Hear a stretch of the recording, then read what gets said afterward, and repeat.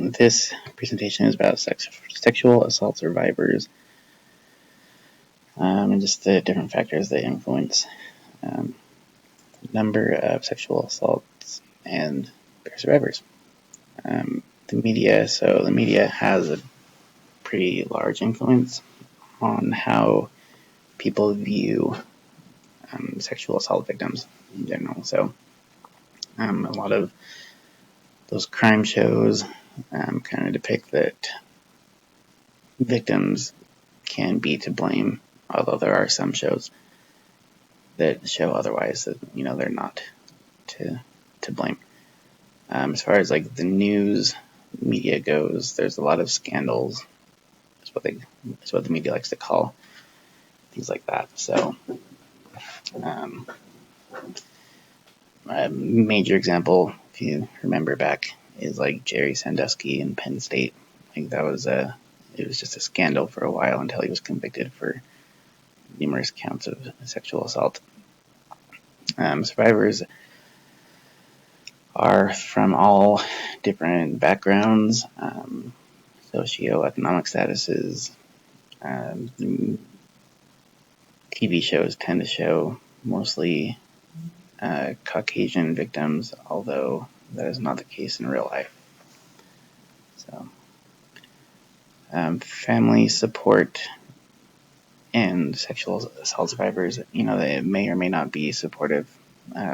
Working or being a nurse in mental health, there are a lot of, I'm on the pediatric unit, there's a lot of patients that come in that are victims of sexual assault, and their parents are very unsupportive. In fact, oftentimes they're under state custody, and don't even have parents. Some are in foster care, but a lot of them just have caseworkers.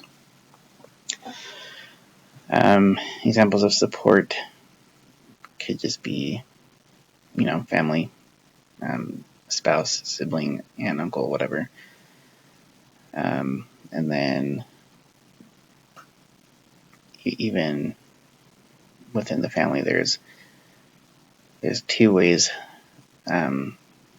helping the patient or survivor can be influenced by family, either by family, kind of guilting them and saying, hey, we told you so, or you should have done this. We said this, and this is why we said it, so it's all your fault. Or the supporters can, actually support and empower.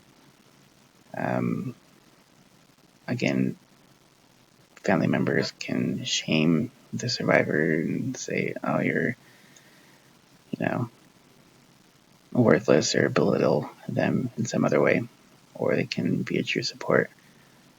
Family also can just pretend things didn't happen, or they can, reach out and offer support and even support the survivor without offering.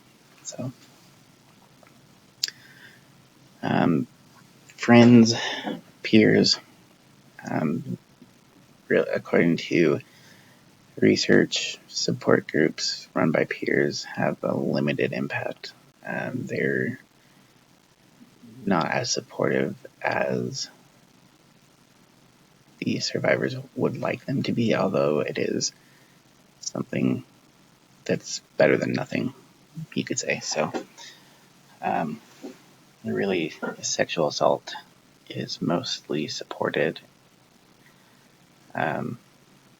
with a bigger impact if it's done professionally or by family members. So, psychiatrists, therapists, and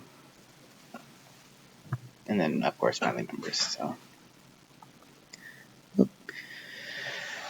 cyclical nature. So, oftentimes, sexual assault survivors can, kind of fall into a cycle of abuse. Or I guess you can say that the cycle of abuse often happens to sexual assault survivors. For example, someone is dating somebody and,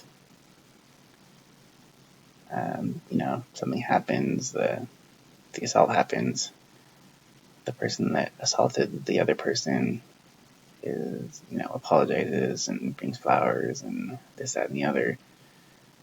The victim kind of, says, okay, it happened. We're back on, good terms with the perpetrator, and then, the cycle kind of happens again.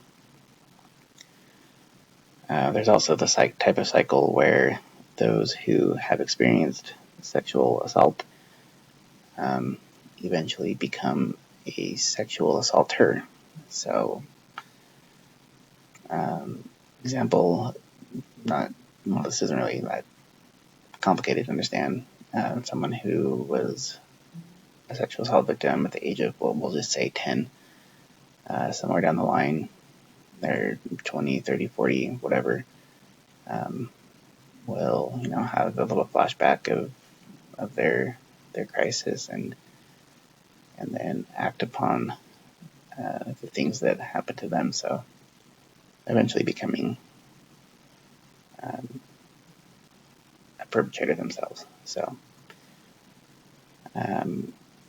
according to some research, 1 out of 6 victims will become a perpetrator. So, legal systems, political systems, there's not really tons of, there's just different laws and stuff that, try to prevent people from assaulting other people. Just because the laws are there doesn't mean it actually works all the time. Regardless of who it is, anybody who is seeking justice will be supported by the legal system. There's 2 different types of justice: the criminal justice, and that is for conviction of somebody, to put them behind bars, you could say, jail, prison, whatever. And then there's the civil justice, so getting restraining orders or being compensated for anything financially,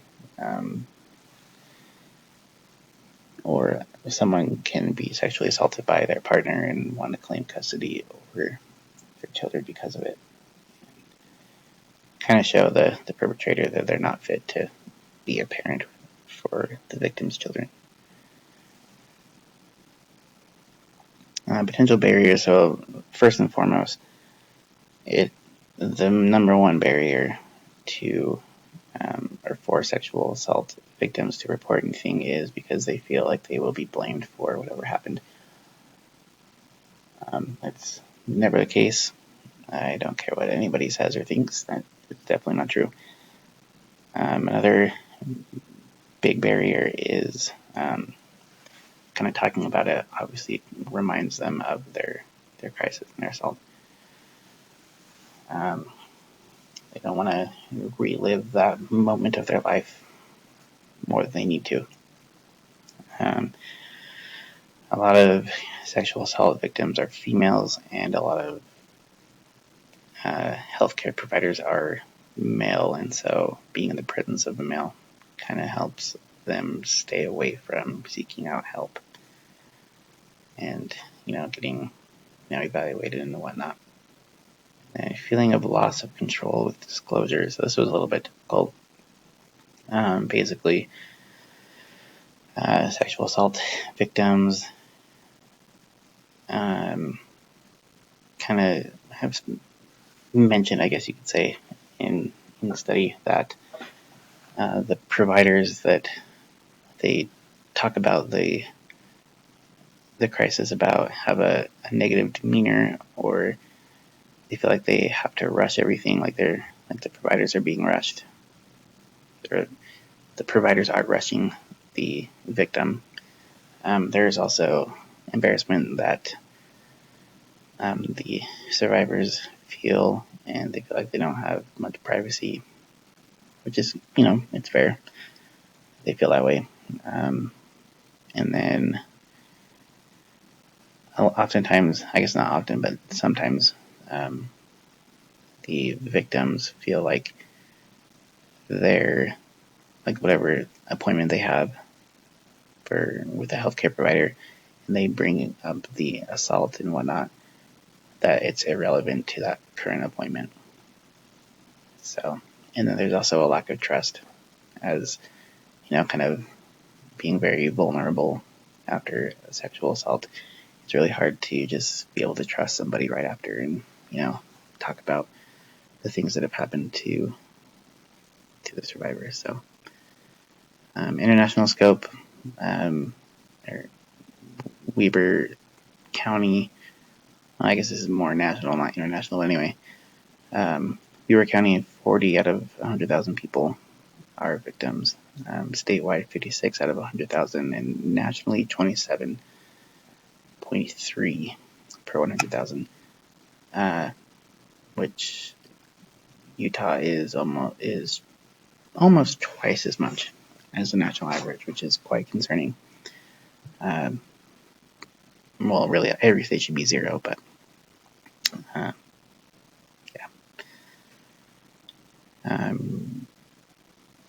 Internationally, I guess there we go.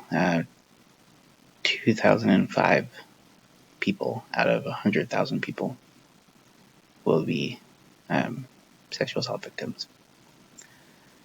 Socioeconomic status, mostly low income, unemployed.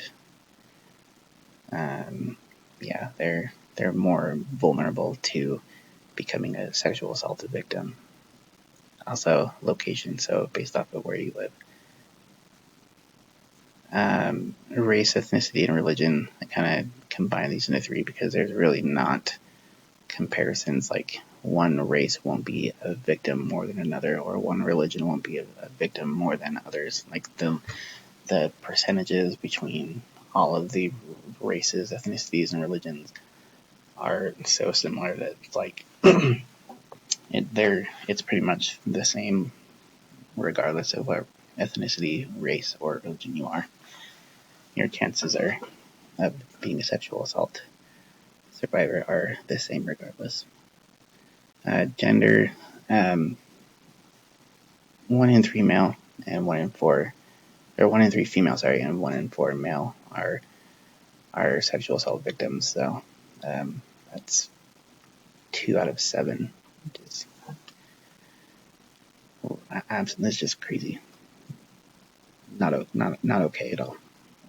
Geographical location. So again, going back to how embarrassing.